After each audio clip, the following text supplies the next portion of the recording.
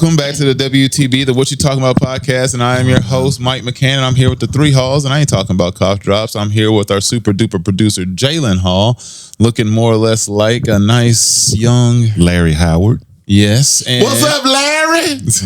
And we also got Junior. We also got Gregory Hall and Junior. Also Gary Hall.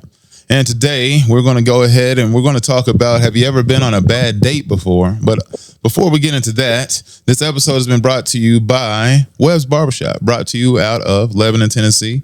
Please, if you would like to get you a nice cut, please stop through there, give them a nice, shout out and let them know that we sent you. I'll probably and that'd be great. And don't forget the barcode. Oh, yeah. No, the QR code is on the screen. It's on the screen. Don't forget please. the QR code. Yeah, don't forget to scan. So also don't forget to like, share, and subscribe to the podcast. But first today, we're going to get into a video by Anton Daniels. He's another YouTuber out there, and I don't know if many people know him, but either way, you might find him interesting after we get into his video today. So we're going to watch it and see where we start. A lot of people think leadership is about how much money you are able to make. It's not. Leadership is how you teach your people to eat and then how much money you're able to keep. A lot of y'all are tied to the Democratic plantation and you're unable to break away because you're always looking for a handout. Right? I'm so tired of hearing about this reparations conversation. It is driving me insane. I'm so tired of people that look like me begging somebody else in order to forgive them. Stop messing up. You don't have to ask for forgiveness when you didn't do anything wrong. I'm so tired of the simping and pandering over into people that don't even care nothing about you. And so what they do is they utilize it and they hang it over your head and they say, listen, vote for me and I'll give you something. You're not able to come to the table with a request because you're the person that's in need. Think about it for 5 seconds. For 5 seconds, you're not able to come with a request because you're the person in need. The person in need is the loser in every situation, whether you're in a relationship, whether you in business and you're trying to negotiate your contract for whatever job they're trying to, if you're think about this for a second, right? And this is the mindset that I see from a lot of people that look like me. They wait until they're about to lose their job or they get fired before they start looking for a new one. And so what happens is they're at the mercy of whomever it is that's looking to employ them. Because then they can tell you, well, listen, this is all I got, or this is the opportunity that I got for you. And then you're going to take it because the only thing that you're looking to do is survive. But when you're in a thriving mindset, I often tell people that I coach, I say, listen, you want to stay in corporate America or you want to stay in this particular position, whether you go on upward mobility or not, you want to start getting the itch at around 3 years. Now, why 3 years? Because 3 years allows for you to show some stability. You get some projects under your belt. You can speak to how you've been able to grow within the company, the accomplishments that you have. You can add it into your resume or your LinkedIn. That allows for you to actually push the agenda for how great you are as an employee. And you make some good references and some good relationships that then will carry you, or you may be doing business with those people long term. At 3 years is when you start to get the itch. Not when you on the chopping block, not when they doing reductions in the company, not when they feeling some type of way about you because you're not a cultural fit. At 3 years, then you want to start getting the itch for moving on. That's when you want to start getting that light bulb in your moment. Okay, I've been here. I don't want to get complacent. They'll pay me more to leave than they will to stay, right?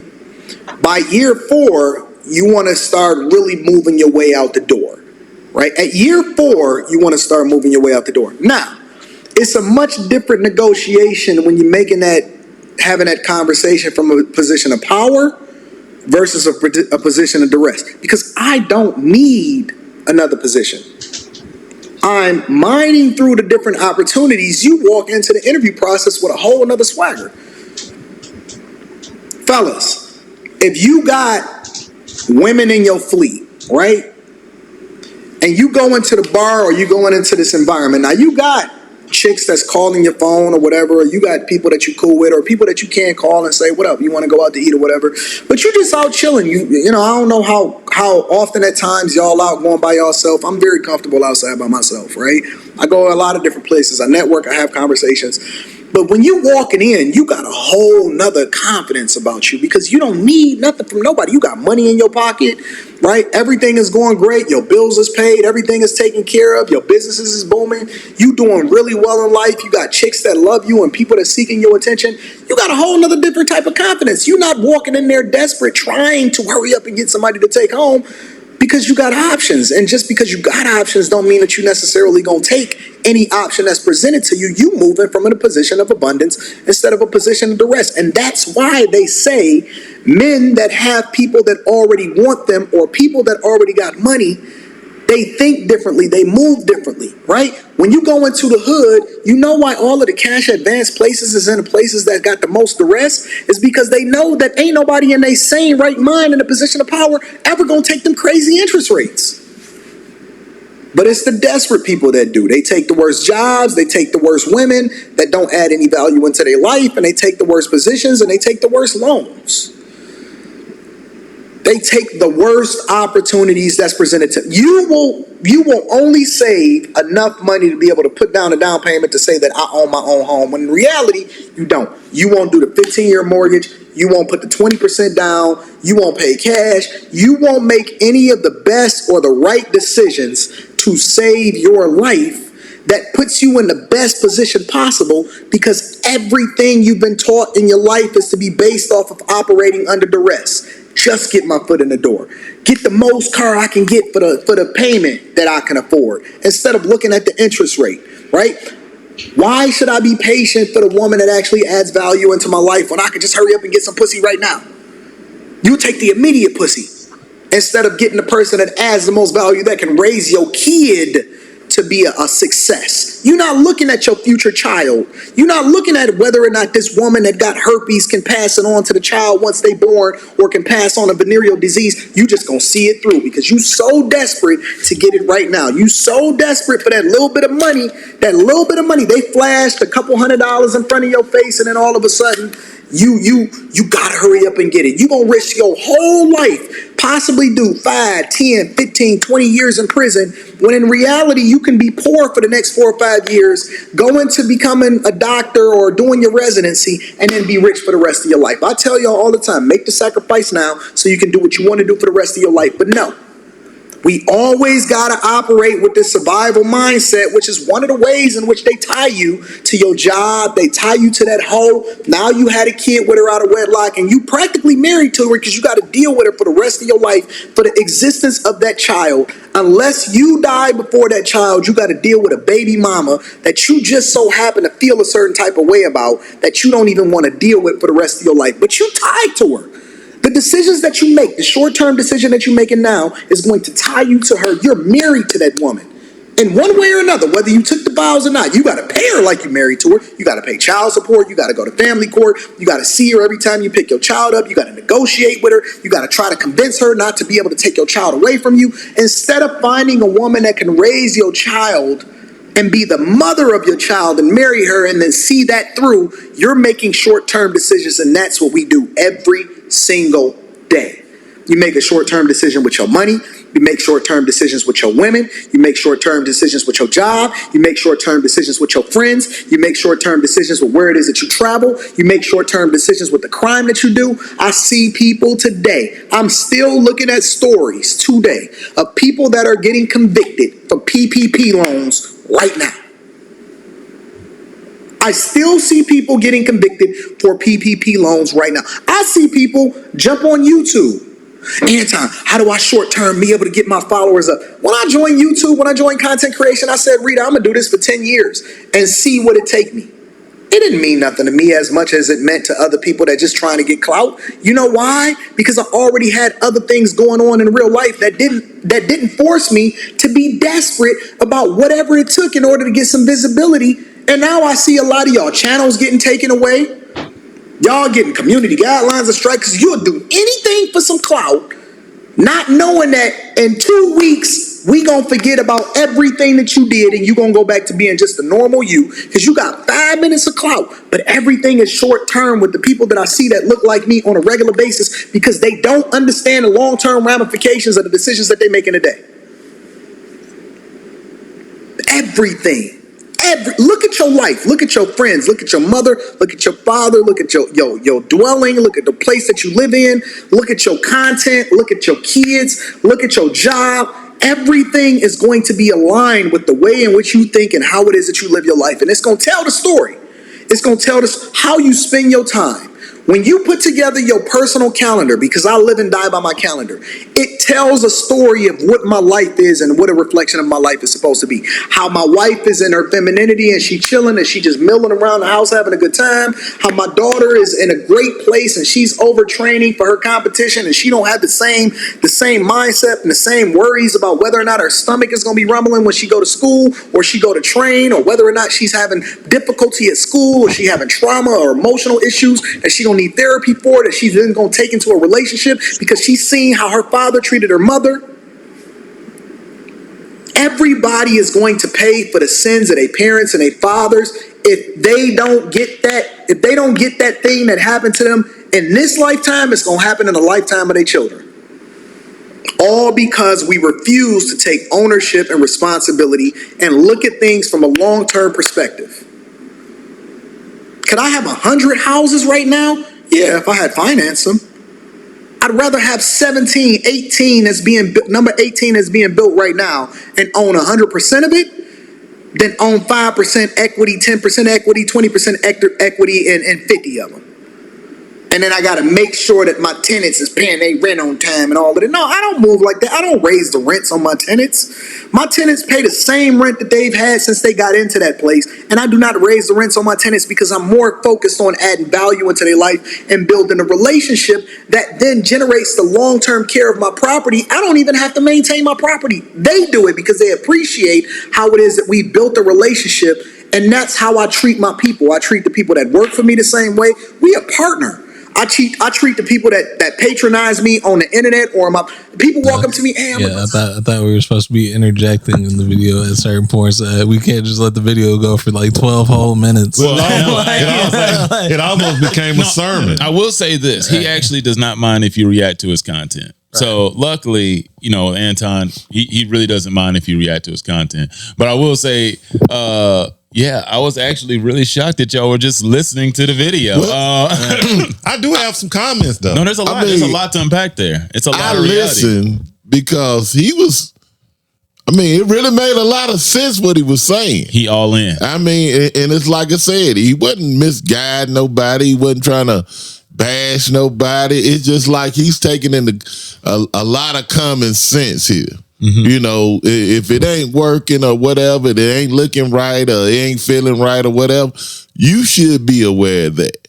And, and like I said, we all got accountability, of what we do. And from his understanding, like he said, he's looking at his situation. He's looking at his surroundings. He's looking at the people that he's dealing with. And he taking accountability of how it actually is affecting him. So, he's forming a good plan. And it seems like whatever plan he's doing, like I said, is working for him. Yeah, it's working, but he's talking about he never allows short-term decision making to affect long-term goals. Yeah. You don't want to be short-sighted in the decisions you make. Good Lord. But you don't want to be short-sighted in the decisions you make, so you don't have short-term, ramifications for it. Everything people does nowadays, he's saying, is you want to make a short-term decision for short-term success or any type of benefits out of it, really. And the thing is, it's so short-sighted that you don't gain anything. Like sometimes when it comes down to loans, people don't pay attention to like the fact that, okay, I'm getting money now, but heck, I'm going to be paying back like 25% of what I'm actually supposed to be paying back every time I got to pay these dudes. Or it's like you was talking about with home ownership. People aren't willing to just put the money down and actually outright own a home. Instead, they want to continue to rent. They keep raising rents, and then you can't afford it, and you're just crap out of luck. And you still don't own the place. You own nothing. And you out. Yeah, and you're going to be out. You have nowhere to go. And then you're going to be begging for help. And that's the thing is, it's like a lot of people, just like with relationships, a lot of times people don't be thinking. That's why they call it dick discipline, excuse my language, but still that's what it is. It's just controlling yourself. I mean, look, people joke, and sometimes it's funny jokes when we're talking about, man, he just trying to get it, man. Or you know what, sometimes I just had to bust it down. But it's like, to me, I don't find it that humorous. Because for me, people who act like they have this urge that they can't hold back or control themselves, to me, it's sad. It's just sad that you're so beholden to that all your emotional, physical needs need to be met that you can't make rational decisions. That if you you willing to throw everything away on a one night stand, then right. But then this ties into that's right. This ties into a much larger thing, not necessarily just that, but I'll use that as an example. How are you supposed to ever please a partner if you don't have any experience? So even if it is just a short-term decision, I'm gaining something out of it, a little micron of how to please the next person, or at least how understanding myself and what I can do, right? You know, something like that. And yeah, I can use that. But the problem is that people don't do that. No, what you're talking about sounds like a person who needs reps, and a person who needs reps needs to lower their standards to get those reps. No, it's just call yourself. You're not going to call it having fun. Just go out don't be 19 and 20 trying to get married. Be 19 and 20 trying to have fun. Go have some fun. You see what I'm saying? That it shouldn't be about trying to get married at that point in time. I'm just saying. But I know people do it, but it should be about having fun. Quit putting so many stipulations on you having fun.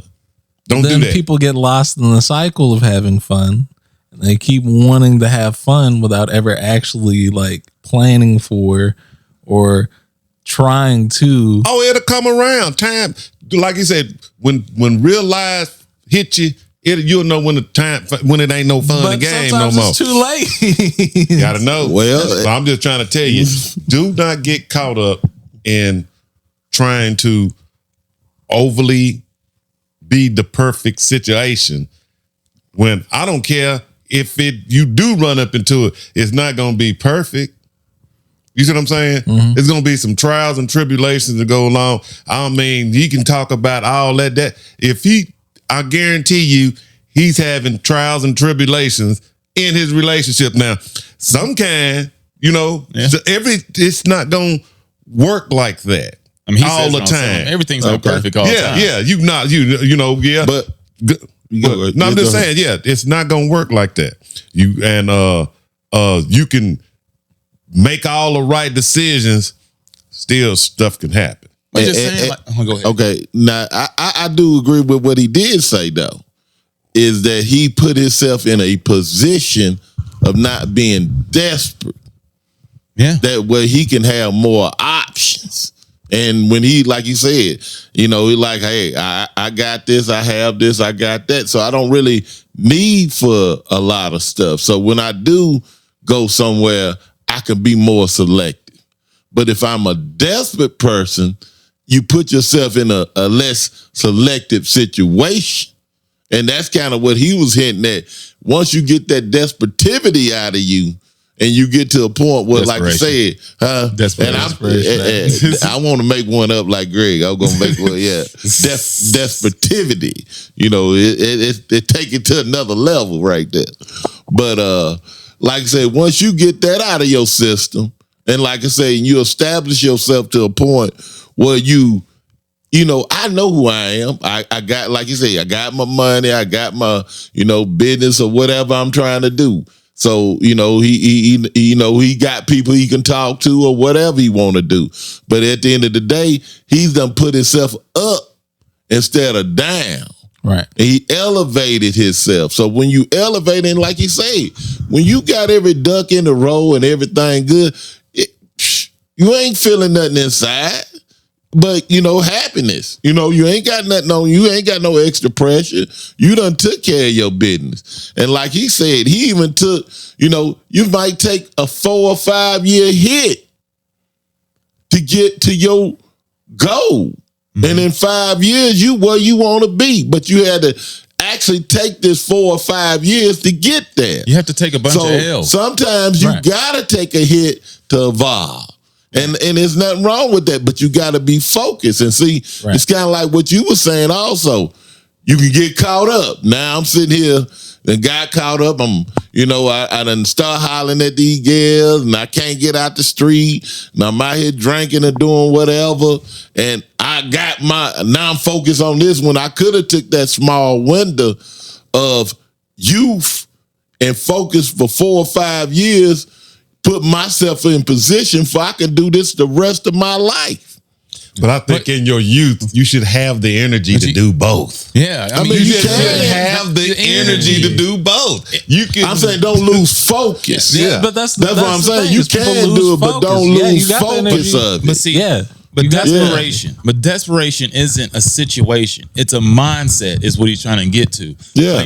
Yes, it can technically be the situation you're in. But what people continue to allow themselves to do is allow it to become their mindset. They're always desperate. They're always needing. They're always reaching. They're constantly burying themselves further and further and further because they're constantly in that desperation mindset and they never change out of it. They never develop long-term thinking goals, which is why they get stuck in the same cycles. It's why you see people making the same poor decisions, why they never get up off the block. It's why some people never evolve from their jobs. It's why some people still have more and more baby mamas. It's why people, they're always in debt. That's why some people are always having problems because they don't change their mindset. It's not just a situation. He's like, you got to evolve from that.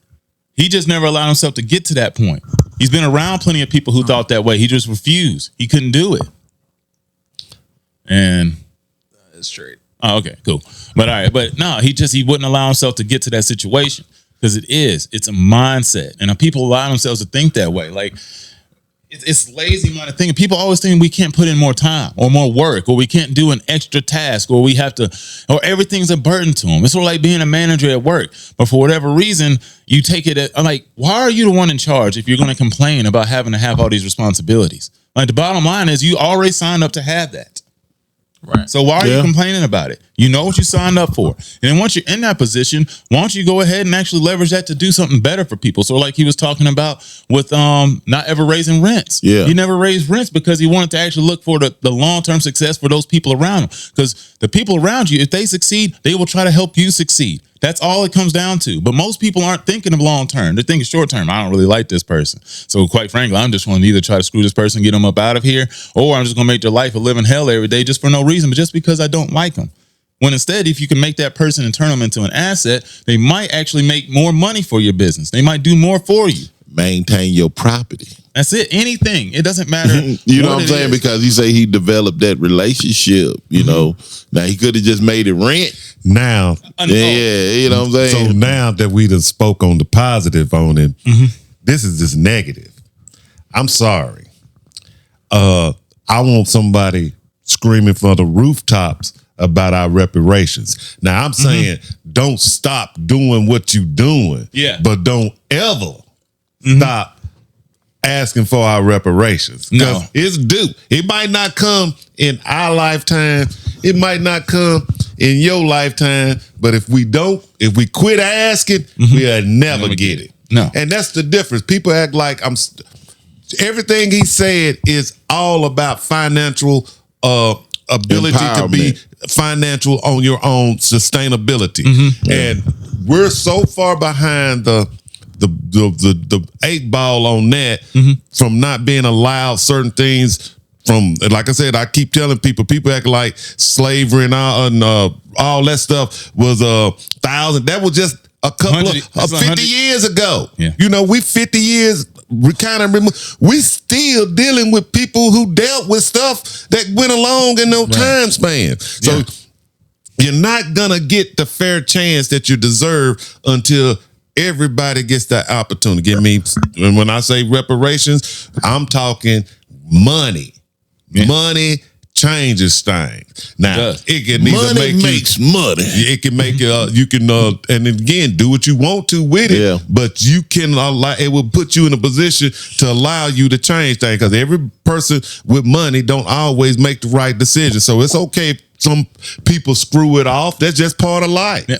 You see? I just think he's speaking to a very specific portion of people who are the ones who are waiting for handouts. Like a lot of people go out there and fight for reparations. You know what I'm saying? Now he just believes, we just need to let that go. No, I believe we should continue to fight for it and continue to believe that we deserve it. But most of the people who want to scream from the hilltops and the mountaintops about we need reparations are usually the people who aren't putting in any extra work on a daily basis to do anything better for themselves. And those are the people he's talking about waiting for handouts, waiting for government checks, waiting for government assistance. And instead of just actually going out there and continuing to grind and put in the work to help your situation, your family, or those who's, around you, you know what I'm saying? Do something about that. Most people don't want to put in any extra work. They don't. They just don't. Most people gonna make up an excuse saying, "Man, I'm tired. I don't want. I can't work that extra position." And also, I want to make sure we need to separate this too. Reparations and a handout. A handout, like I said, reparations is old by what happened to the black race, and like I said, in every case, pretty much that somebody has been through something like that, they have been rewarded or given some type of. I think that's not rewarded is not the word. Well, I'm not rewarded. Compensated. Yeah, that's better because reward. This is not a reward. This is old and this is due, and that's why I say it's a separation from a handout because a handout got to do with somebody that don't want to do anything. And it's like, well, I just want, I ain't got nothing, just hand it to them. But slavery is dealing with what actually happened in our history and what actually set us financially behind the 8 ball. And like you say, it's only one way to fix things on this earth is money. You know what I'm saying? Like I said, but if you want to bring the black people out of what we've been or what we've been through, it will have to be some type of compensation to set us forward. And like I say now, most people are not going to want to address that issue because like I said, how much money we talking? And see, that's the thing people realizing it's not going to be a small amount of money if we ever get this reparation situation rectified. But at the end of the day, like I say, for the most part, like I say, it's old and it's due. But like I say, how can we ever get that to get done? Because the people that's in power will never acknowledge it, never put it on the table, and never move forward with it because the massive amount of money they probably have to put behind it. So the way they looking at it, we just won't address it. Now they know it's due and they know it's old, but how can you actually make somebody recognize a problem that they recognize with everybody else? We have to make the government is responsible. See, we putting it on individuals as a whole. It's the government that's going to have to deal with it. That's what I'm saying, but they're not ever going to acknowledge it. Okay, we're starting to stray away from the point that the dude was making. Like, okay, we're hammering way too far in again on reparations. Why? You know what I'm saying? Like, this is a problem that's going to be left for legislators and people of that magnitude to fix that. But what are we doing here on the surface level to fix your own situation? That's the thing is you have too many people sitting at the house talking about this reparations thing that's probably not going to happen for 50 years or maybe 100 or ever. But instead, you still need to fix your situation at home. What you gonna do today? Fix your situation, and that's kind of what he's mostly talking about. Yeah, and I agree with him when he said that because, like you said, to me the reparations are separate from what he's saying. But just think about how just quickly, like I said, it's out there, and it should be something addressed. No. But in the meantime, you can't just be waiting for something to happen that you know probably ain't gonna happen no time soon, even knowing you want it to. But in the meantime, you need to address your own issues like he's saying. Yeah, but most of the time, people who usually start talking about reparations, they all play victimhood. He likes to call them the victimhood Olympics. Not all of them, but a lot of people who keep hammering on these points. Man, we just need to get them reps. Why don't you get more reps at work and get you another job? You know what I'm saying? In the meantime, to fix your situation. Because look, it's good to hope for things, but you still have to deal with the reality of what's going on and where we actually are. And like, what do you actually need to survive and get yourself through on a daily basis? So like, are you going to sit here and play victim and talk about, man, we just need to be right as a people? But he kept saying, it's one of those things we continue to see our own people make those terrible decisions on a daily basis. It's not just us. Sometimes they just paint it like that. But you see people constantly make poor decisions on a daily basis, whether it's with their women, their jobs, their money, any of that. Whether it's how they run, or heck, even if they let the car, fall apart and they just don't want to get it addressed. You know what I'm saying? Like, dude, at some point in time, it's going to fall apart. And you know how much more expensive that's going to be to fix? Duct tape ain't going to fix it. You know what I'm saying? So like, okay, I didn't want to pay $1,000 a day. Barely had it. You know what I'm saying? Right. But in a month, I'm going to have to pay $10,000 to get a new car. And I don't have that. So I'm just going to be without one. And then I'm going to be struggling and desperate for rides, bumming my way to work, taking the bad bus. decision and go buy this $10,000 car that you finna pay. Interest. Yeah, that you finna pay $450,000 for. Yeah, because you ain't got good credit. So yeah, like you got a $30,000 you car, can't you be pay in back a jam now. $85,000. Yeah, I could pay $1,000 to fix it. Then I could go out here and try to finance this car, which my credit shot. Yeah. But they gonna give me this car, and I'm hoping that it's better than the one I got. Yeah. So. But the thing is, they make one decision like that, but then they make another one like that, and then they make another one. That's what I'm saying. You can't have a compound thing. All your decisions that has to be made shouldn't have to be made like that. No, it shouldn't have to be made like that. Yeah. No, they should all be desperate decisions. Yeah, like and God. that's what he's saying. Yeah. You don't want to put yourself there, because when you do, that's what you're gonna have to do. It's okay if you get there. Everybody gets into a pinch. He said that, but you got to get yourself out of that mindset. Yeah. It's once people get to desperation, they stay desperate. And they have to evolve in that. I have a solution. If we can't come up with a lump sum of money, I know we're going on something else, but if we can't come up with a lump sum of money for reparations, why not just give every black individual directly associated with the fallout of slavery A1 credit or something like that? Why can't we do that? I mean, y'all can't just go through these. I know y'all can just change stuff around. Yeah, I mean, you're talking about just everybody's got 850 credit score. You know what I'm saying? Something like that. I mean, if we can't give money, at least so that way I can work out to where my interest and principles all that A1 credit to. Let me tell you what that is. You better destroy your credit. A1 credit, right? Right. Yeah. It's gonna be the same. But you ain't got a job to back your A1 credit. Yeah. So what's A1 credit if you ain't got money to pay for A1 credit stuff? No matter. You're right. The thing is, it's still decision making. People are still. It's a mindset. Like I said, it's really what leads you to make these continuous bad decisions. You have to. It's 150 years away. I tell people that all the time. Like, we are 100, 200 years away from getting reparations. Yeah, and then it's called, you have to change program. Yeah, the generations. Mm-hmm. Like, you got to come up, like the generation like this, you have to teach whatever it is, it should be priority. Like, this is what you're gonna do. And see, that's what I'm saying. People act like you can't tell people what to do no more. No, yeah, you can't tell nobody what to do. No, everybody will listen. Sometimes you might have to stern hand them a little bit along the way, but you supposed to guide. Yeah, I was about to say that too. You're supposed to constantly guide, and if you keep it from here going from forward, and that's all that you constantly positive outlooks. This is what we could do. This is what you could do. This is what you could do. Don't feel less than.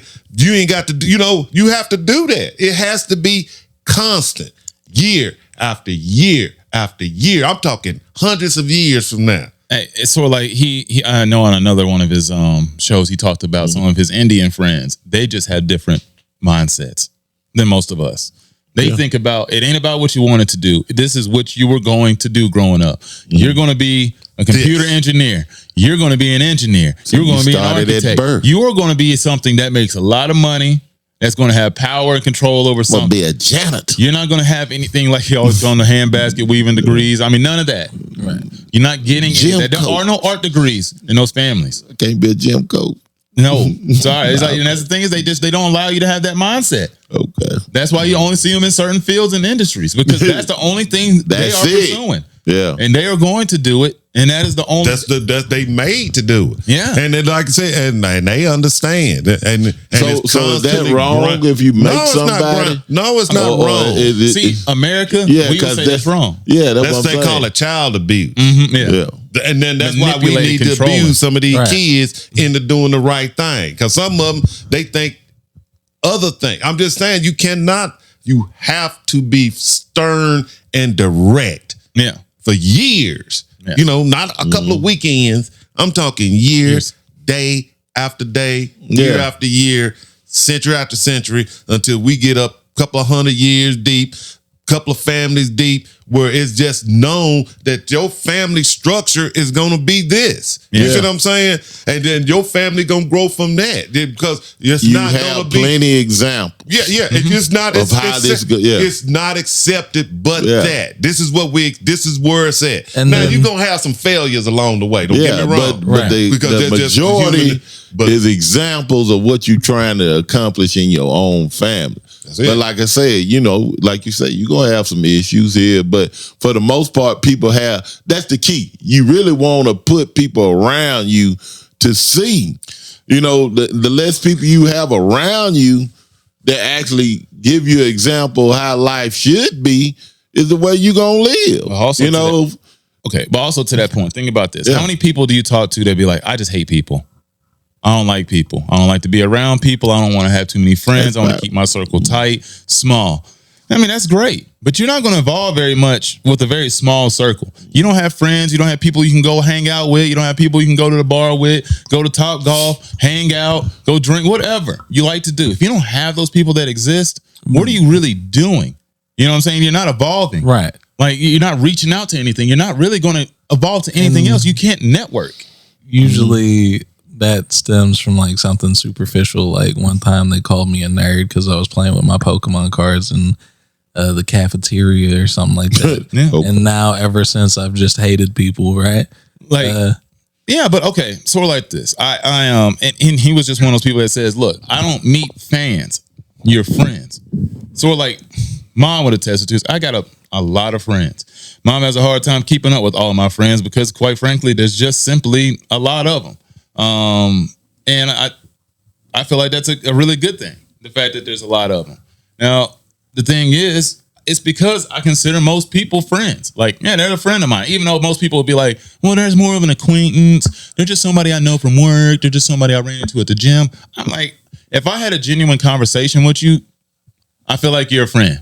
Now, to what extent I trust you is a little different thing, but I'm going to consider you a friend. You know what I'm saying? Like, I'm not going to sit here and be like, hey, man, can you take my car somewhere? No, I'm not going to ask them for anything desperate like that, but I will consider those people friends. Like all the people I work with. You prove that you're not. Yeah. That's it. Everybody to me is a friend until they're not a friend.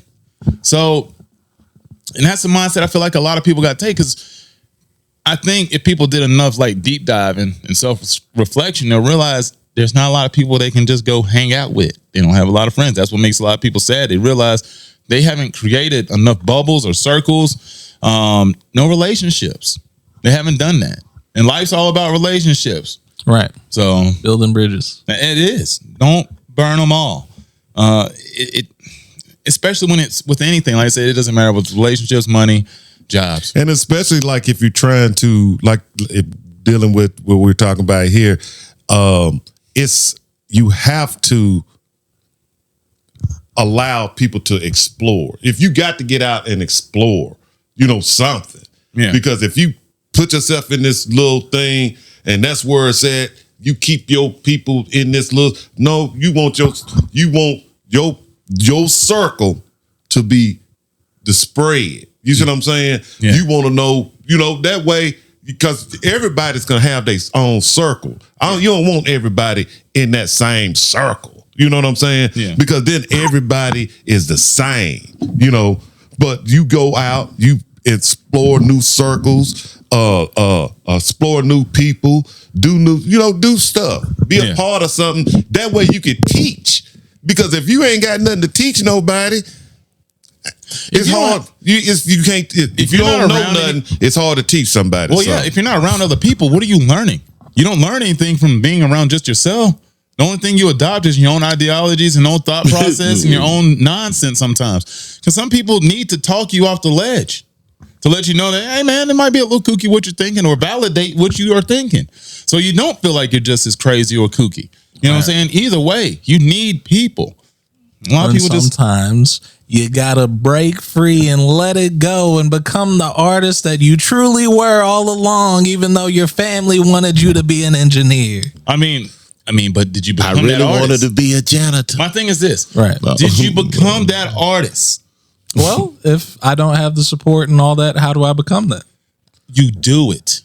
Right. You just, the bottom line is, and it's not that easy. And I hate to say it, because I don't go back and make excuses. Well, man, if this was different, if I had a little bit more support, I had plenty of support. Family was there. Mm-hmm.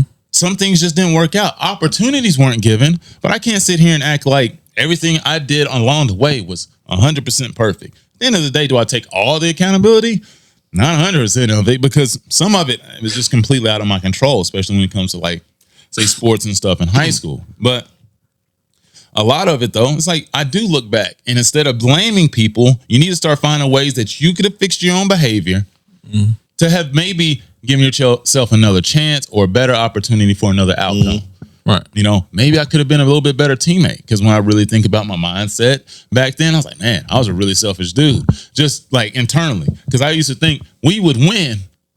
And if I didn't really have a great game or play really well, I wasn't that satisfied, just because I was more caught up in me playing well instead of just being happy for the team's success. You know what I'm saying? Like, glad we won. Yeah, I wanted to win. But I wanted to play well and win, which, I mean, I think that leads to another deeper conversation. But I also think I should have looked back at things and been like just more happy for my teammates that they went out there and performed well enough for us to win. So, things like that. You cannot be an artist if you can't be an engineer. You see what I'm saying? Mm-hmm. You can be you got to do, again, you should have enough energy at that age to do both. Right. Now, several things. If you want to be an artist, you know what you're going to be doing? You're going to be showing it along the way. Yeah, right. You see what I'm saying? Because you can always go back to being an engineer. You see what I'm saying? Stuff like that. So you're going to get that pressure. Mm-hmm. Artistry is a hobby until you become professional. Right. Mm-hmm. But if you ain't even doing your own hobbies, you know, you not putting in energy in doing your own hobbies. How is somebody else going to be putting in energy trying to encourage you to do your own hobbies? Yeah, it's you. If you ain't doing, you have to go out there into the business world and actually talk to some of these people to really understand what they're looking for. They're looking for people they see on a daily basis that look like they have their stuff together, present themselves well, and are going to handle their business well. Are they somebody that when they ask them to do a task that they're actually going to get it done? If I need you to be here by 9 o'clock, are you going to be here by 8:55? You're going to be here by 9:45. It's just like, are you going to be one of those people? If I need you to be dressed well for the occasion, are you going to show up well dressed, or are you going to show up looking shoddy? Like, what else is it going to be? Like, it's a lot of those things. Right. Do people take you seriously on a daily basis, or do people take you as a jokester, or do they take you as like, okay, they're really fun to get along with, but I do take them seriously. They are really professional. I like the way they handle their business. It's just the way certain people are presented. People don't like to always do what's necessary to come off that way. But let's finish the video. It's not much left though. Or people walk up to me, hey, I'm a good fan. I stop them right there. You ain't no fan. You a friend. You ain't no fan. You a friend. I'm walking and I got 2 legs and 2 arms just like you, big dog. I respect you as a man, and even saying something to me, I have to give you accolades and praise. I'm adding value into their life before they can ever even say anything to me at all. That's why I ain't never got nobody in real life that ever had no smoke for me, that ever recognized me on the internet. Don't nobody got smoke for me. They got love for me. Every single person in this entire journey that I've ever seen in real life ain't never had nothing but good words and good love for me. Not one person could ever say that they ran into me in person and they had some smoke for me. Not one. I don't have that type of energy around me. I don't have the rest people around me. I don't have people that think short term around me. I don't have people that vote based off of their immediate needs instead of their long term views around me. I don't have a woman that is moving in duress and is worried about whether or not she gonna lose her relationship, or she got to make a decision on whether or not she can take me to child support court because I made a decision that is going to be a lifetime decision, and that's the thing that I invest in. That's the thing I pour my time in. That's the thing that I put my effort in. I put my effort into my daughter. I put my effort into my people. I put my effort into my employees. I put my effort into you. Every single morning, I jump on this live stream and I don't miss. I don't care if I'm in another country. I don't care if I'm in Detroit. I don't care if I'm in Vegas. I give you the same energy every single day because I truly care for and value what it is that I'm representing for you, which is then going to be a reflection of the community as a whole. If you want to save your community, if you want to talk about black people, if you want to do the thing if you want to be on code, then do the thing that is in your best interest. Be selfish before you selfless, because you can't help anybody until you help yourself. And make sure that you add as much value into your own household. Get the beam out of your own eye before you start holding somebody else accountable. And then we can start having a conversation about what it is that we're supposed to do as a collective, as a community. And until then, if your household is in shambles, if your finances is in shambles, if you're sitting here complaining about people that you don't have no control over, if you don't have a job that actually adds as much value into your life, if your business acumen is substandard and you're not a part of the Patreon, if you are sitting here complaining about a woman that had your kid but you don't have no control over how she raised them, then that is a reflection of you, nobody else. It's not my problem. It's not your mama's problem. It's not your friend's problem. It's not any of us on the internet's problem. It's your problem. And the minute that we take ownership and responsibility of where we are in this lifetime is the minute that we change our circumstances. But I already know that it's some people that's watching this right now, and it don't matter how many thousands of people is watching this. It's people that's watching this and restreaming this right now. You're going to hear this message, and it's going to fall on deaf ears. And I know that no matter how much information I give you, no matter how much insight I give you, no matter how much motivation I give you, it's not for the 99, it's for the one. So for that one person who I was supposed to touch their heart, and you hear this, and you take this, and you utilize this in order to become the best version of yourself, I got you. Tap into the Patreon, link is in the description as well as pinned to the top of the chat. Do the thing that's in your best interest. Every day become a better version of yourself, one step at a time, one subscriber at a time, one person at a time, $1 at a time. Make sure that you pay off one debt at a time. One impact every single day. You make an incremental step to be better than you was the day before, and you don't look backwards, you go forward and up. And I guarantee you, by the time that you look back on your life, but by the time that you decide that you want to look back at what it is that you came from, you're going to be so far ahead of everybody else that you ain't even got time to run in the Victim Olympics. And that's a fact. That's a fact. 99% of the people that's going to hear this is going to fall on deaf ears. And they're going to get motivated for the moment, and they're going to fall off tomorrow. But that 1%, that 1% of the people that hear it, they're going to change their lives. They're going to do things differently. They're going to start making decisions that then impact. And it ain't an immediate thing. Don't worry about doing everything today. Do a little bit today, a little bit tomorrow, and become a better version of yourself every single day. And as you make those incremental steps, it's going to turn into leaps and bounds. And that 1% is going to change their life. I'm not here for the 99. I'm here for the 1. I'm here for you. All right? Okay, I got a good question. I got a question. Talk to us.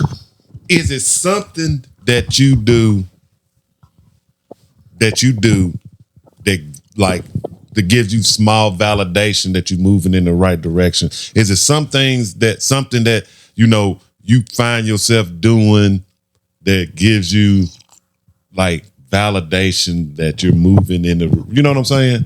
You get what I'm saying? No, yeah. Is it this one thing? It can be you do that to remind you of what you're supposed to be, or where you heading, or where you trying to go to. Or was it something that you say, I'm gonna do this to kick off where I'm trying to go? Mm-hmm. A little bit of both. One time I looked at myself in the mirror. Y'all know I've always been a little bit husky, Yeah. And I looked at myself. I put on one of my old shirts, and I was like, man, this looks pretty nice. I fit pretty well in this. Not the best, but at least I can button it up now. Yeah. Okay. Yeah. And I was like, man, that made me feel good. That made me feel valid about eating good and trying to work out and maintain a good weight, right? But then also it is me just finally up and deciding one day I'm gonna do this. Right. So it is. You need a little bit of validation showing you along the way of saying you're gonna do this to make you feel like what you're doing is worth it a little bit. You need a checkpoint. Right, yeah. That's saying like you are making progress. You know what I'm saying? Something something that gives you a sense that you are actually doing something. This is why some people strive for relationships so much, so they can get somebody to be there to give them some self-validation. Right, that too, yeah. That's just another reason why people like relationships, because you usually have somebody there to help either self-validation or you're the reason I suck. That's it. You know, that's literally it. Yeah, or people like to place blame on the other person. Yeah. Right. So now I can see that. Let me tell you what mine is. What's that? My morning Starbucks coffee. Ooh, okay. Yeah. It's sponsored by Starbucks. Yeah. I mean, yeah, but that's what it is. It's like something about this cup of coffee. And I know what it is. This cup you know of what I'm saying? You know, I'm going to gave get me this validation. I'm gonna go pay $5 for a cup of coffee. You see what I'm saying? That's a kind of ridiculous price to be paying for one little 12-ounce cup of coffee. You know what I'm saying? It is. With a double shot of espresso. You know, that's how I like it. But what it does, plus it's got the little sleeve on it. So. Of where if I can't go get this coffee, then something is wrong. You see what I'm saying? Yeah. Something is terribly going wrong. Yeah. In whatever it is that I'm trying to do, that I can't pull up and get this cup of coffee and be worried about it or concerned about it. In any way, shape, or form, it should be a thoughtless act. But if I find myself having to think about it, something is wrong. You know, you went backwards. Yeah, something is wrong.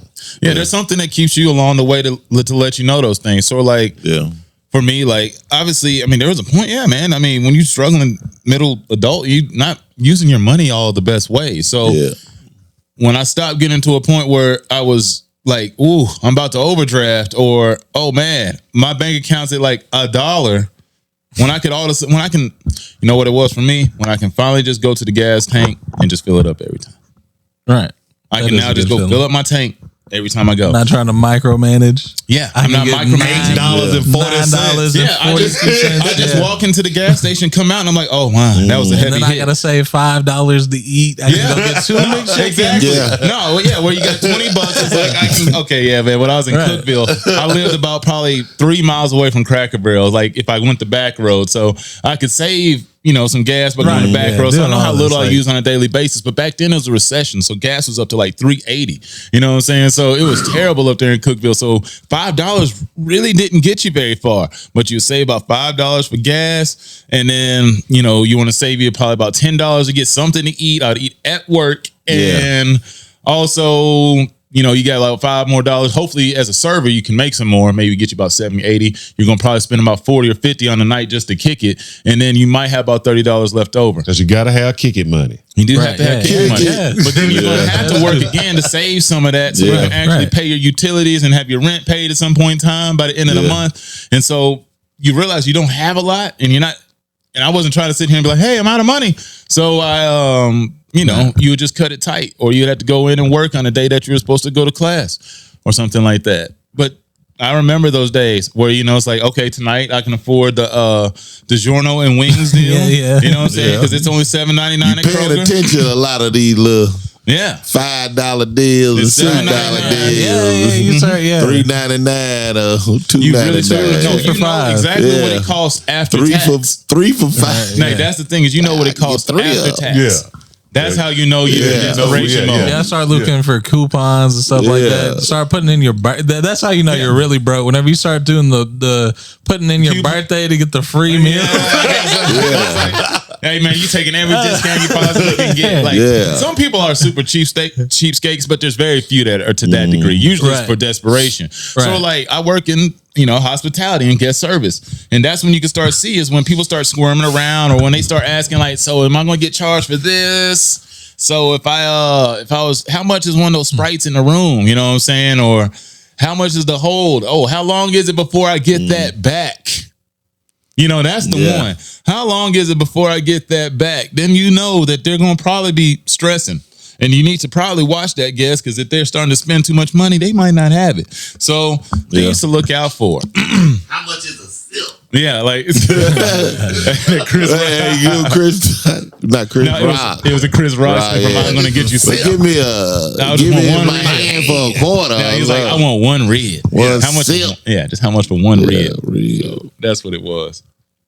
But no, that's a lot of those mindsets. I'm trying to think what gives me that's probably my checkpoint. Yeah, when I go back and fill up a gas. Yeah, you just go to the gas station. Yeah, I guess my checkpoint. I don't know if this actually aligned with it, but it's like every morning when I get up, if I don't pray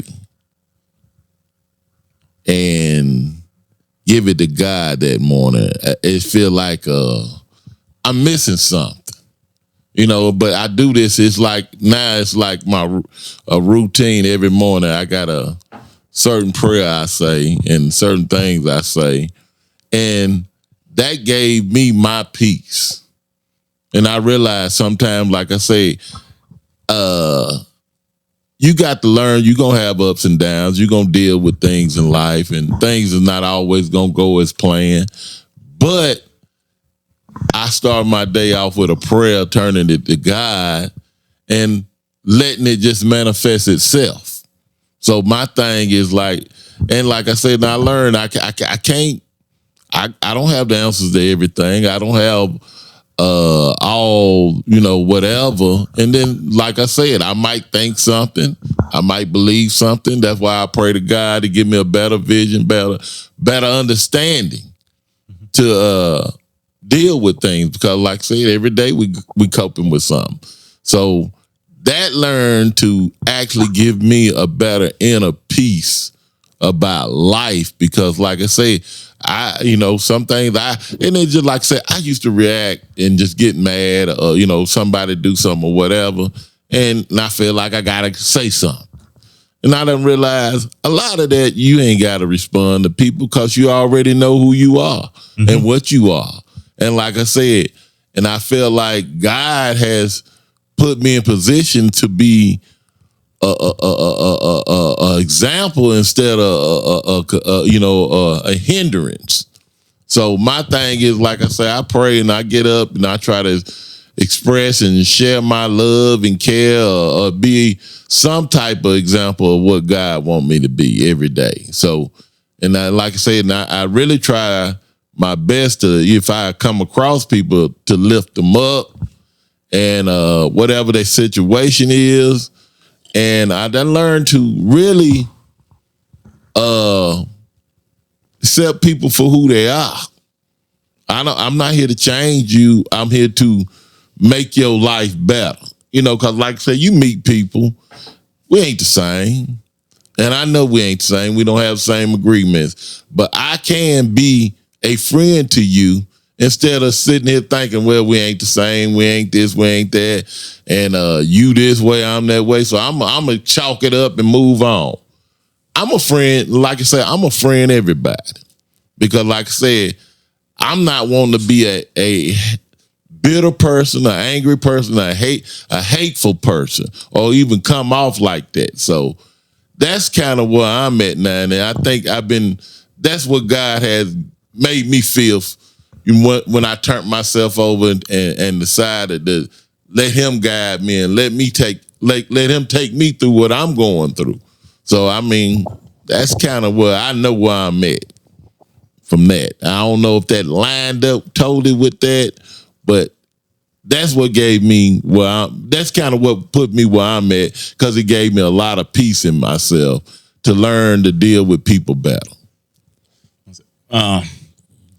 I was kind of going there, but then based on how Greg had worded it, it made it, I thought it was more or less like, because I was going to go in that direction a little bit. Oh, it's in the way that it's whatever way. Whatever you need. But I'm trying to word it like, but what prevents you from doing that on a daily basis? So like, to keep yourself accountable, you know what I'm saying, to hold yourself there. So like, what's the check mark that lets you know it's like I'm not doing the right thing or I'm going in the wrong direction? Because like all the other ones were superficial because it's easy to check yourself there and be like, if I'm not here or if I'm not doing this or if I can't provide myself with that, then I'm not where I want to be at this point. And see, I'm looking at, like I say, because this is where I find myself. I read scripture to get me back to where I need to be. If I find myself thinking, or I take a situation where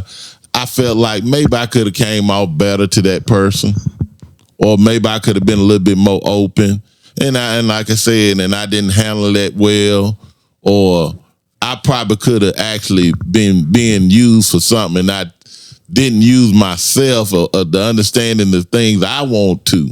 And then it's almost like I get a scripture, read a scripture, almost taking me back to where I need to be. Okay. And then that's what I'm saying. So I find myself in a day-to-day situation overlooking something I probably should have paid better attention to. And then, like I said, so I wind up reading some more scriptures or whatever, kind of let me know how to deal with that better. You know, and like I say, because I try, and I'm like you. What gauges me, and I almost want to say what my gauge is. I woke up the next day, okay, because that's what I'm praying and I'm asking God. I was wondering if you're going to get to that, because if you're faith based, a lot of it is just the opportunities you're getting. Yeah, because God is giving me another day to get it right. Mm-hmm. To share what, uplift somebody. And that's why I say I kind of, find myself being like that, And it's just like I say, I work with a lot of different people, and this is what I say. The more you talk, like you say, the more you talk to people, more you open up to people, you realize a lot of people got pride. And they wear their problems on their sleeve and don't realize, like, okay, you mad, you upset, you pissed off, and all these things, but what are you really trying to do about it? Mm-hmm. Or this is the only thing you can do is talk about it and be mad and be angry. Yeah. And see, that's why I say I sit there and talk to people. I'm saying, I'm not going to wake up that way. I'm not, and like I said, and I'm not going to be bitter and mad at everybody. And I ain't going to be angry. And I'm just saying, some people I'm like, you want to complain about everything. And God actually woke you up this morning. Mm-hmm. And you could be laying in the hospital, sick, going through all kinds of stuff, struggling every day. And like, you've been given another opportunity to, live life when somebody else is somewhere crying. Somebody else is somewhere dying and going through things that you can only imagine. Yeah. And it's just like I say, to me, I just feel like when I wake up in the morning, God gave me a gift. And I'm going to use that gift and I'm going to try to use it for him. But like I say, we go through things, and like I say, we learn every day. It's a growing process to everything you do in life every day. So you grow from that. And like I said, if I wake up the next day, God gave me another day, another gift, another opportunity to make good on something. Yeah. No, that's all really good stuff, because it really does. That's good stuff. Do you have anything else, Greg? Oh no, I was just thinking, like, I get all that. And if a person can be like, that's almost a striving point in life, you to get to, but most people can't get like that. Well, I'm just like, for me, I mean, I get up and I'm thankful for every day that I'm thankful for that. But it's also like, I feel like I'm given another day to go maximize that day sometimes, to go do more with it, not just to go live another day and go do the same basic stuff I did the day before. It's to continue to evolve and to continue to do things that's going to put yourself, your family, or people you care about around you in a better position going forward. Or is it just like, I'm just happy I'm here every day and I'm not going to add any value to the world, or I'm just going to be here and that's it. Thank you. You know what I'm saying? Like, Is there more to it? You know what I'm saying? Or is it just like, I'm just appreciate it. You know what I'm saying? I want to follow you and do your good bidding. But when it comes out to actually in the world, how much difference am I actually making? Now, luckily, like for y'all, do, feed the poor. Feed the homeless and do good things like that. So you're actually providing value back to the world. But some people, it's like, but also in the other aspects of your life, with the extra opportunities you're given each and every day, are you doing more to better yourself and put yourself in a position to do what you like? But I think that's enough when it comes to that video. So Jay wanted to get into, he wanted to get into, have you ever been on a bad date before? And I'll start it off. Yeah, go Oh, Jay. my dates was great. Yeah. Yeah, go ahead, Jay. No. I recently went on a date with a girl, separate girl from the ones I've been talking about. Another bad day. Man, I was like, Jay be going on a lot of dates. Right, yeah. Okay. Right. Getting around. Another. Yeah. But we went on a date to Carrabba's again. A funny story about Carrabba's. Okay. If y'all old podcast fans, y'all know my old Carrabba's story. And Jay's like, it's his Bennigan's. And hold up. Carrabba's might be the problem because I don't know about going to Carrabba's. Anybody been there? I like Carrabba's. Yeah, Carrabba's is good. Man, I had a good Okay, day I going to went one Carrabba's. time and I never been back. So Might I cut don't 'em know. on an off day. Yeah, but- okay. Maybe something. I don't know. That could happen. Yeah, I don't know. that can happen. I ain't Keep never going, been, Jay. yeah.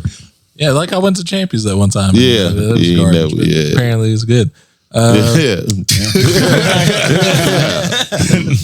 But It's a anyway, spot. we got to Carrabba's and whenever we were trying to, and I knew she was a hood booger type, like all that, but I was like hood just booger. trying something different. Typically I go with like nerdy ass white girls. And Yeah. So what you trying to say? You hooked changing up it with up. a black girl? she's light skinned. What don't call her hood She bugger? black. No, Well, she black. She could be hood. Well, actually, Yeah, they she all, could be well, it's like hood. this. If you're light skinned to black, you hood, and the other one's trailer You parking. might have the gold teeth and I've been with everything. but I shouldn't call them derogatory terms because Yeah, that's that's what I'm rude. saying. You call her That's hood the Man, you didn't bugger. call right. people out on this podcast by name. I know. What's going to be That worse was than pretty that? nice of you. Yeah.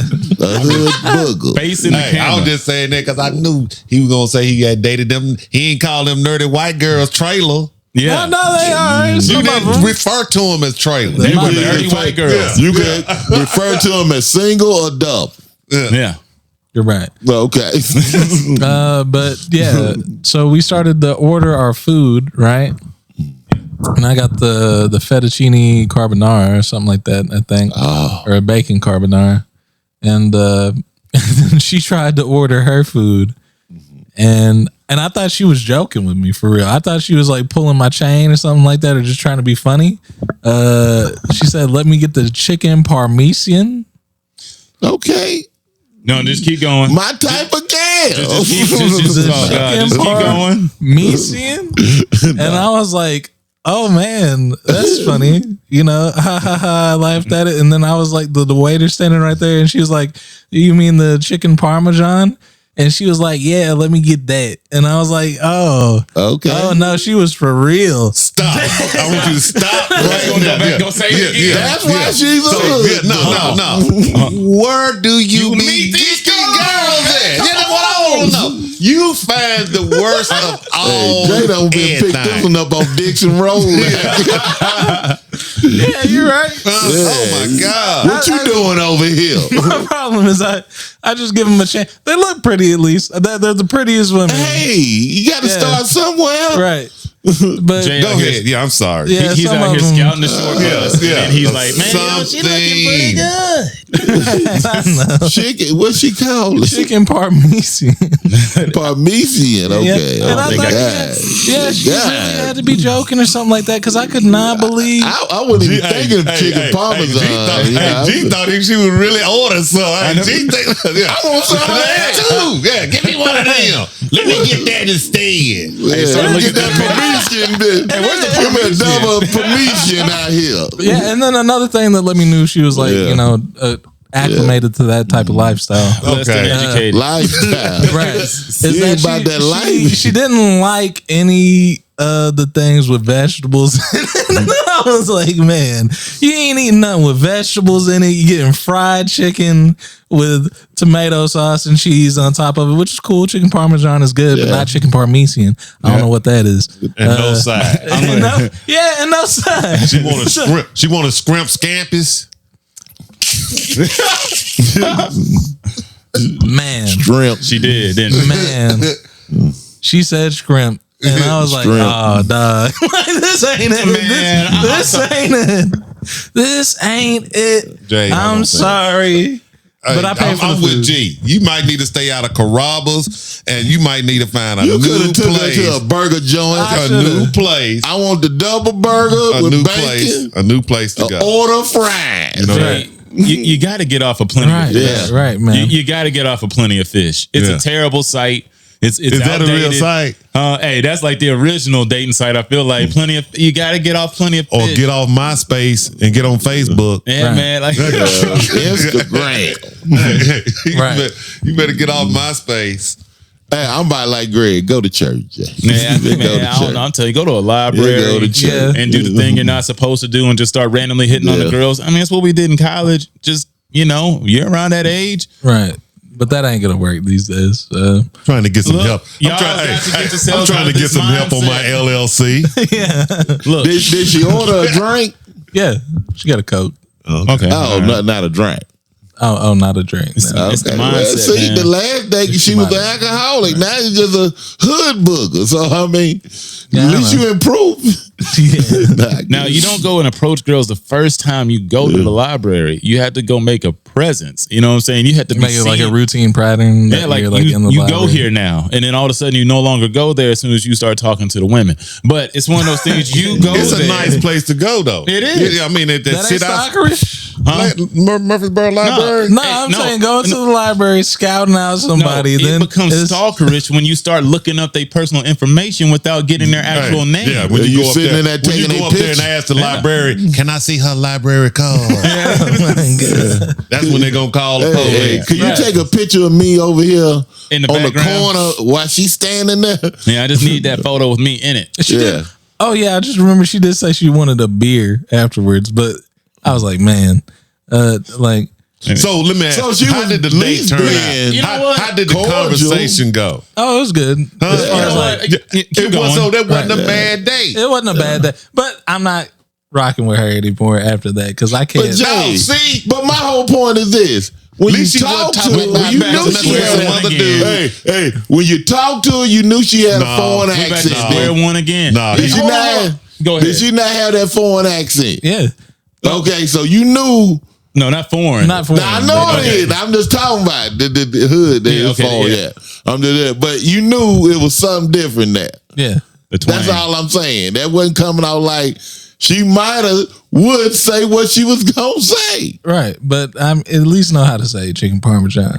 No, I mean, that's a he little gonna deep. sit there and Jay, you're Jay. too judge. Yeah. A little bit. You have got I'm, to. you learn said to she was accept- cute, right?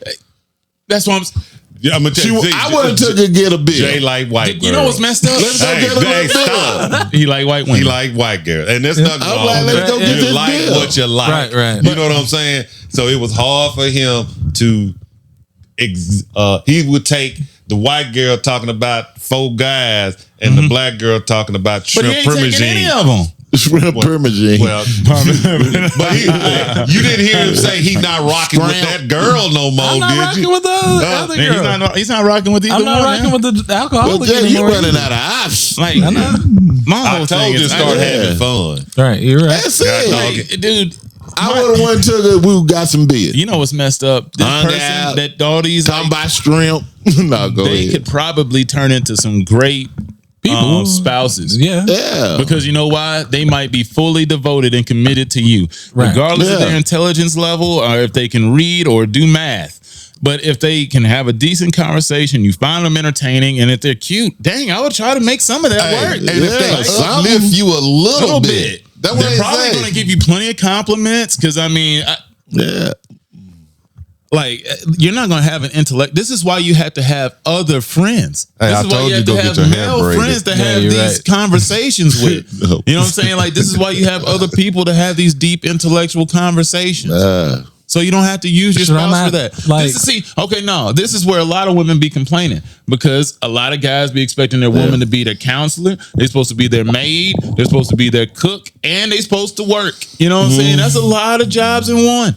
It's a lot of jobs in one. Right. Why can't they just work, be there, supportive, like they're supposed to supposedly supposed to be, family, fit, and friendly. You know what I'm saying? If they meet those, you might have to sacrifice a few things.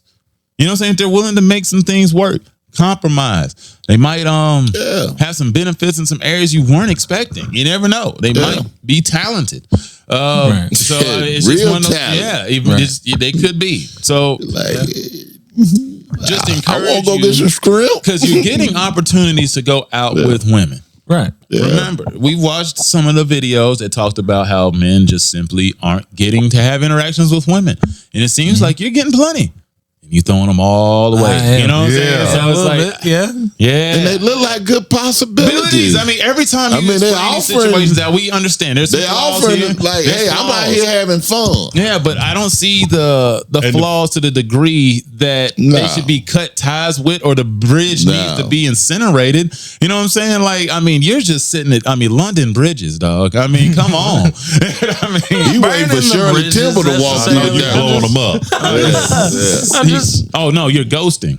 I'm putting the use other bridge sign down until Detour. I detour. Yeah. Hey, the bridge is going up. Right. Yeah. Oh We man, still The bridge make can it. come back. that's wild. Yeah. I don't know. I'm trying to think. Yeah, that's dang. Jay. I'm trying to think if I ever had a bad date, Yeah, I'm trying to. a real one. Not really, because I can't even remember Dates. back then. I don't even remember. Not even, remember- nothing actually crazy. I just thought that was like a little like, man, that's funny. There's some Honestly, people not who've been even on really some bad ones bad. now. Right. You got to ask a woman. Right. You know what I'm saying? Because they could describe a terrible. yeah. I'm about to say, usually they the one on a bad date. And the way they describe it is usually terrible. Right. That guy who killed that dude for valet parking and then came back to the date. I mean, dude. God. Killed him for That's the type of $40. stuff. Hey, that's the type of stuff women be running up against. They on a date. He, like you said, he done went out there and killed the valet driver. He come back. All right, honey. Now, what did you order? Like, you a murderer. You serious? I mean, you are sick. Hey, and then she thinking, oh, he's so nice. Look how gentlemanly he is and how well spoken. And he just cut the valet's head off. It's in the trunk of her Toyota. You know what I'm saying? You want the 12 or 16 ounce? Oh, sorry. Rest in peace. But dang, okay. man, like that is crazy. That's so messed up. I would say I don't know how you would say it was a bad date, but it didn't turn out the way I wanted to turn out because, and it's like I said, sometimes you got to think about what you're doing too, and I wasn't ready for this situation, but, I had been, this one girl, like I said, I had been, like kind of messing around with her. We done danced. I done seen her in the club, hollered a few times. And, I was kind of into it too because she was fine. And I'm like, okay. And I mean, she seemed like she was kind of interested in me and everything, but we hadn't connected like that yet. But I think one night I was at the club, but boy, we done got kicked out or something. He was like, did something. But I talked to her that night. And I'm like, well, let's go out tomorrow, or something, going on. She's like, all right, that's cool. We can do that. Right. And I said, okay, it's all good. And then this one girl I had talked to also had called me, talking about she want me to come by. And I'm like, I ain't the best with directions anyway. Everybody know, anybody know me. I probably GPS to the store. But what I'm saying? It's terrible. Yeah, I ain't good at directions. No, man. Just keep So going. I'm trying to find this girl's crib, and I still got this date later. So I'm going over this girl crib and all this, and I'm like, I must have been drunk. You know what I'm saying? Because I got over there and I'm like, I thought you looked better than this, you know. You know what I'm saying? Yeah, I'm thinking that it was late when I was talking to her, so on this one. So I mean, I went over there, He picked up one of them 3 a.m. Yeah, I finally found my way, got there, and I'm like, oh damn, this ain't worth a damn. So I wind up staying over there a little bit left. Then I was trying to find my way back, I'm supposed to get with girls. So I finally got my way back, found my way back, and And we hooked up. We were gonna go to the movie. And I'm like, let's go to the movie. She said, cool. And then I'm sitting here looking, what can we watch? Like, we go see A Time to Kill. Okay, keep going. What I mean, a movie that A Time to Kill. Like, man, we're gonna see this emotionally driven. I'm not thinking. I'm just saying, black guy, seem like that's probably gonna be a good movie. You know what I'm saying? Not really overthinking this shit. Thinking that you're gonna be yeah. So I'm sitting here, we in the movie, chilling, everything. And that one scene came on, about when he was breaking it down about you saved when the lawyer, but now the part with the lawyer when he was doing that part. Imagine if she was imagine what I'm sitting there balling like a $2 whole change, and she just sitting there chilling, and I'm saying. Emotionally, I'm balling. I'm balling because it done told me up. She just watching the movie, and I'm like, you ain't upset. I'm like, hey. So I done felt kind of bad now because, like I said, I'm sitting here crying. She ain't crying. And I'm like, well, damn, she probably ain't thinking much of me here because I'm balling, like I said. So we get up out of there and everything, I'm like, well, yeah, I'm going to go.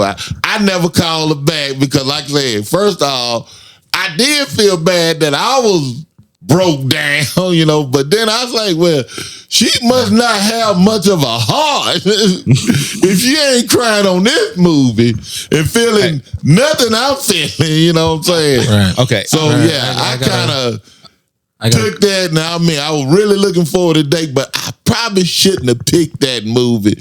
Oh, I'm like you. Maybe we should have went Nate or something. I have a question. I have a question. No, I'm gonna beat you to it. Was she white? Of course she was. Yeah. I knew it. Yeah. I knew y'all. Hardly. I knew it. I could see the look on Greg's face. Hardly. But she was fine now. Hey, that's why she didn't feel nothing. I like she was fine. That should have been like, you should have left. Yeah. Like I said, I never called her back, never it was hard to talked. leave that movie, though. That was a great I don't even movie. know if I ever saw her anymore after that. I don't think I could have. Yeah. I think I'd have to let that one. Yeah. I don't know these days. Emotionalist to your tribe. Yeah. She didn't hug me. You couldn't take it. You okay? I feel like some women want you to cry in front of them. She was doing her nails. Okay. So to that point right there, that you just made some women want to see you cry a little bit. I was crying a lot. That's a mixed bag. It is. Like a lot of those women say they want to see their man show emotion, but then they end up leaving that man because they say they're a simp punk. You know what I'm saying? Because they soft. They don't have the masculinity that they need to carry the relationship. They ain't no leader because they too busy showing emotions in front of them. But that's also what they be clamoring for. But that's one of those things like some women need to be more direct about. Just like, would you rather somebody actually be emotional? Just don't judge them for being emotional if you're saying that's what you really want. Because that's one I got there. I cry. Oh, I'm a cry. No, Greg will cry. I know. I'm telling you, I will cry. I cry on when G Baby got smoked. Okay, a lot of people cried. Man, that was hard. Greg cried on what? Was the Boys in the Hood? What he said? That was some of these movies. One of these movies was a turkey. No. Friday. Craig. It was Greg. No. Whoop Debo. No. Greg cried to Slab crying. Yeah. When it first came out, he was crying on Craig whooping Debo. Oh my God, you should feel that beat to it, then that rhyme hit kicked in, and then all the emotions about I was slab riding at the time, and then it was like he is a slab rider. I was like, oh my goodness, I couldn't take it. Right. I cried over some petty stuff, like something that really probably wasn't even worth crying about.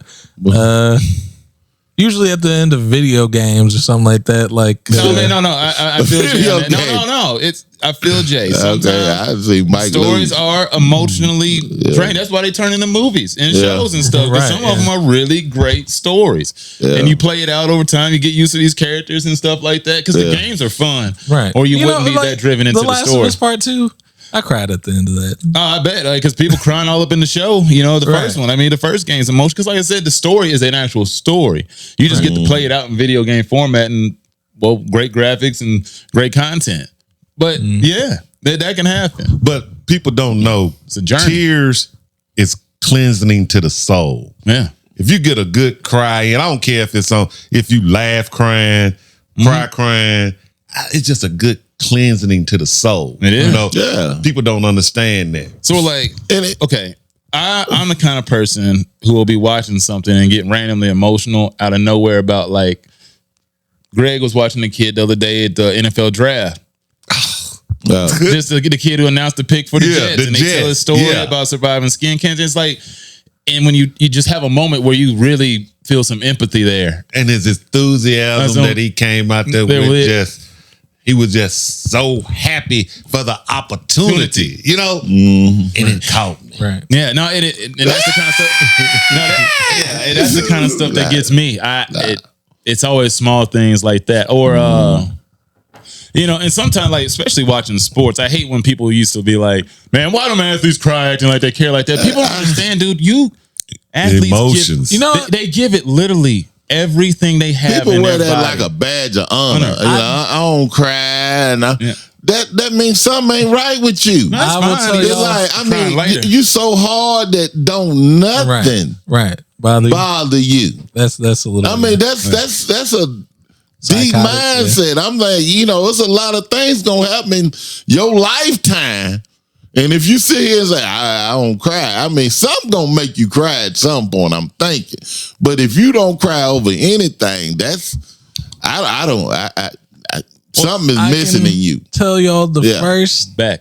And for me, a lot of it's like self-reflection, just thinking back. Like, we had this kid when I was in fifth grade after I failed the first time. So my second time around in fifth grade, we had this kid named Brian in class. And, somebody was farting in class for a while. And, somebody was to be blamed. And we were thinking it was Brian this whole time.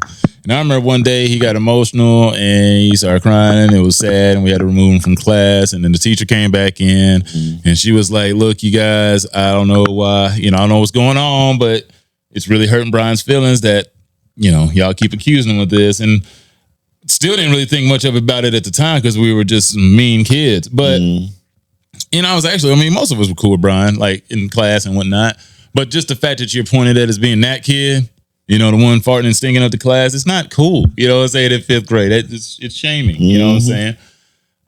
So you feel bad. And when I look back, and I remember it was probably about 8 years, it was mid-20s when I was thinking about it. I got kind of emotional just thinking about how I felt if I was him. What if he didn't? Because I really don't know to this day if Brian was farting in class or not. I have no idea if we accused him of all these lies. You know what I'm saying? Like, we just lied on this kid the whole time, and he was painted out to be this thing that he wasn't. You know what I'm saying? And it really hurt his feelings because we were all in on some BS that wasn't real. And it really just showed you how simple things can be to really affect somebody. You know what I'm saying? It ain't got to be nothing big. It's just like I said, and everybody, like you said, done been through something that just kind of hit them the wrong way. You know what I'm saying? And it's just like I said, it's almost like a wake-up call. Yeah. You know what I'm saying? But it's also, like I said, it's a hurtful feeling when people actually do you a certain way. Yeah. And then and like I say, I think we all have been through it. Let me tell you this too. Yeah. I remember one time I used to have this job. I worked my ass off, right? I was giving it, trying to be. I wanted a promotion, right? I wanted to get promoted. I wanted to become a supervisor. I'm busting, right? Doing extra hours, showing up, doing stuff. I'm on point. And then they get ready to promote somebody. I remember they promoted the dude who was just a dude, you know. And then when I asked them, I was like, I've been doing. They were like, I didn't think he was serious. Yeah. Now, Right. I was insulted. You see what I'm saying? I couldn't lose it. Yeah. Right. But that, like you just said, that hurt my feelings so bad. Yeah. To be told that. I didn't think he was serious. I remember the dude when they promoted, I was devastated, you know? Right. Now, at that point in time, I learned something too, that I'm finna get the hell up out of here. One thing, right? And then the second thing, you have to be adamant about what you want. You can't assume somebody is going to know what you want. You see what I'm saying? Right. You gotta be adamant. I'm telling you, like you say, that hurt my heart. That hurt my heart too. My feeling, like you said, you got to go somewhere and do something, get that up out you. And I'm grown, you know, and I don't want nobody to see me over there by the dang on sesame seeds crying, you know, because I still got a job to do, you know. Right. So I had to put it together. I finished, like I said, but my next opportunity, I was like, man, I'm getting the hell up out of here. You know, I can't do that. And I tell you, man, working at Cracker Barrel was hell. So, like, you know, you be having some rough evenings. Jay would know, you work in food industry, you can have some rough evenings that can lead you to almost fall apart psychologically, especially when you're trying to hold your ship together and you're literally holding it together with duct tape and sticks and toothpicks, and it's in rubber you got bands. somebody in here. Yeah, it's a mess. And you stretched all over the place. Your management team done bailed on you. They failed you. They didn't schedule enough people. They didn't tell you other people called out. The people that were scheduled are bad. Right. I'm talking like you can get to the point where you're running like hour-long checks. I've been there. Luckily, that was like a one-time experience. Now, we've had some nights we ran some long checks, but the night I saw an hour hit on the board for that ticket, and the girls on the grill line, they were performing so terribly, I wanted to physically hurt them. I couldn't. I wanted to literally cook them on that grill, and I couldn't. And they were the only ones I had. I had to get away. I just it was falling apart so bad. I was trying to fix the situation, trying to help them get all this food out the window. I couldn't go to the other side to help servers get it out and get it to the tables, help them serve. It was just a mess. And I went to the freezer for a minute, and right before I just completely broke down, I was just like, you know what? No. We got to go back. It is as bad as it can't get worse. It can't get worse. It's at the bottom. Yeah, like right before I completely, because I started crying a little bit. I Drake. But then I was like, you know what? No. It's already at rock bottom. Yeah. It's already at rock bottom. Now the only way to go is just to finish it. We have to go out and finish the night. We still got like 2 hours left in this shift. You know what I'm saying? Like, this is a nightmare. So we have to keep going. Right. So you just go back out there and you face it. You just got to go face it. And that's sometimes the hardest thing to do. But, I never even answered the question. I mean, go ahead. Well, and I had a situation kind of like Greg occur to me. I was at work, you know, and like I say, you get a job, you know, you start, you know, associating with people, you know, you working with people, and you seeing how things working, and you seeing how things, and like I said, you know, I had a certain enthusiasm when I got my job, and you know, I'm like, I'm just gonna go in, whatever I can do, I'm gonna do. You know, I'm just go all in, whatever. You know, I'm just turning to God lead me, help me do it. So I'm in there, and I'm learning everything, doing everything. You know, and also, you know, I always have a personality to want to joke and cut up. You know, whatever. You know, I'm not want to. And being 6'5", being a Afro-American and all this, you know, can be intimidating in a work environment to people.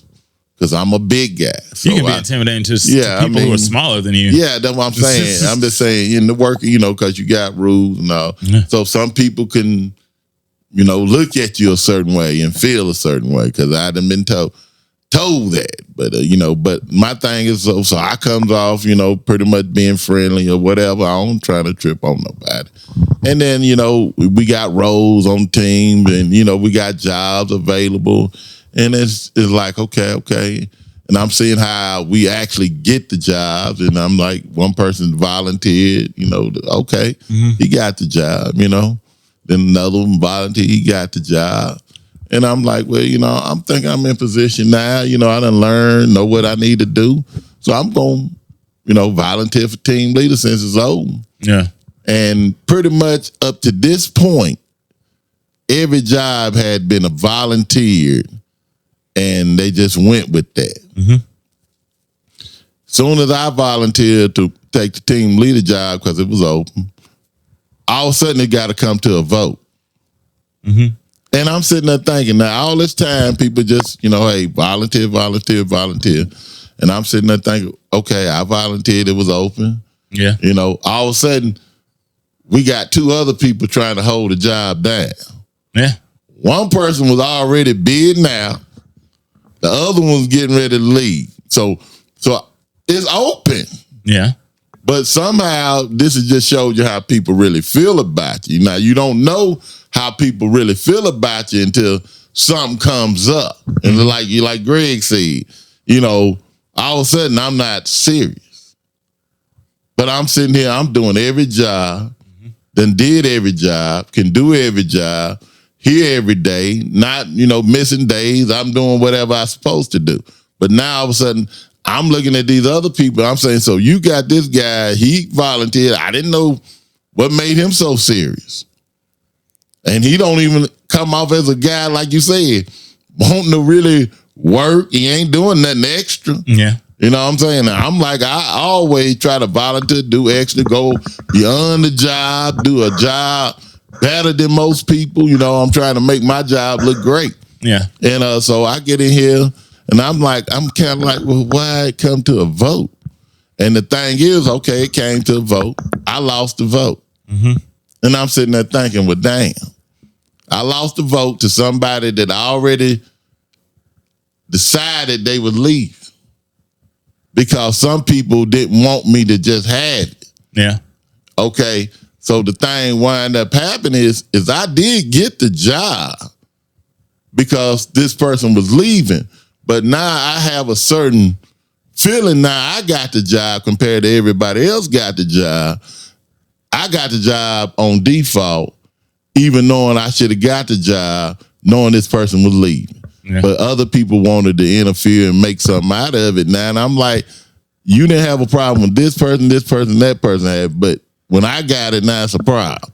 Okay. So I'm sitting there thinking now, I wind up getting a job, and eventually I got rolled up and removed from the job by the people that didn't want me to have the job because they made something out of something to get me out of the job.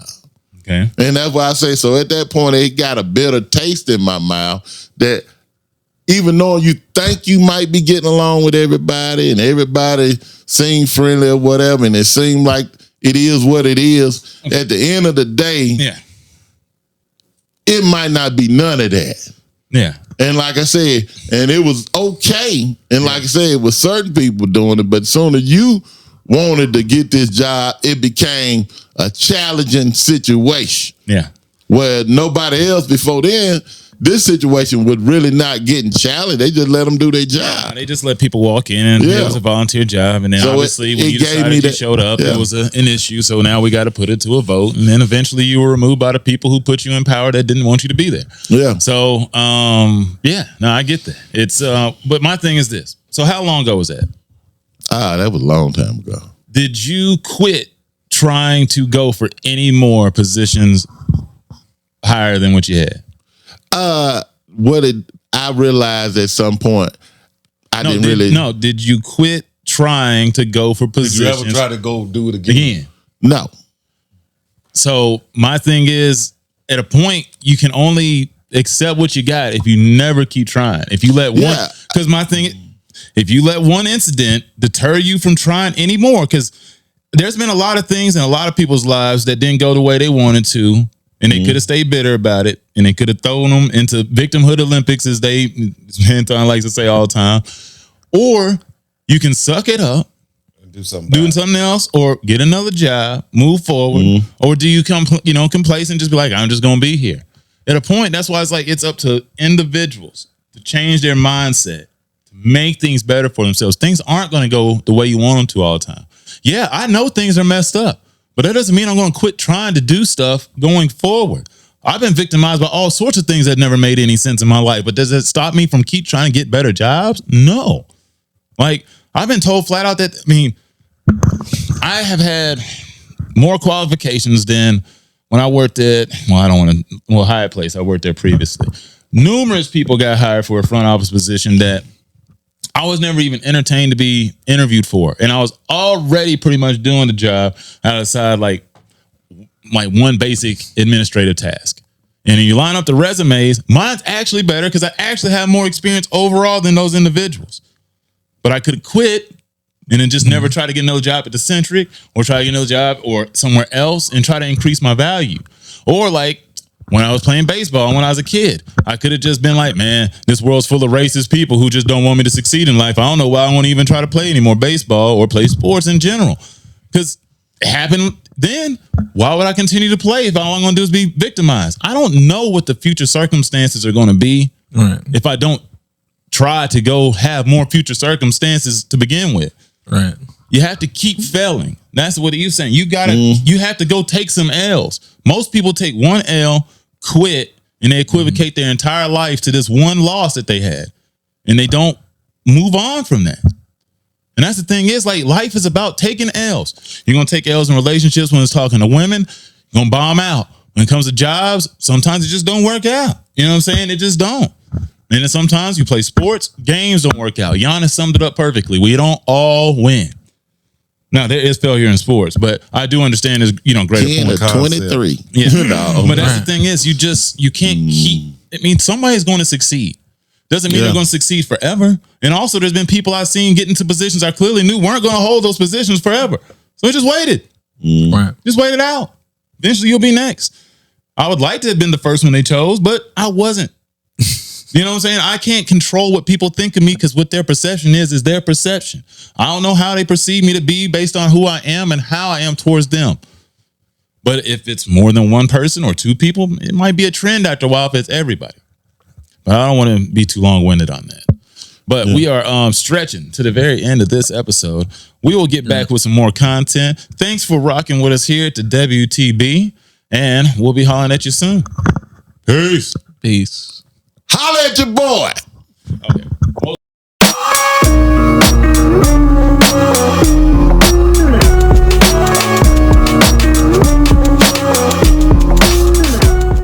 Hi, thanks for watching. If you liked that video, please hit the button below and subscribe to the channel. It goes a long way and, well, we have goals around here. I'm trying to make it to 1 million. Thanks for listening.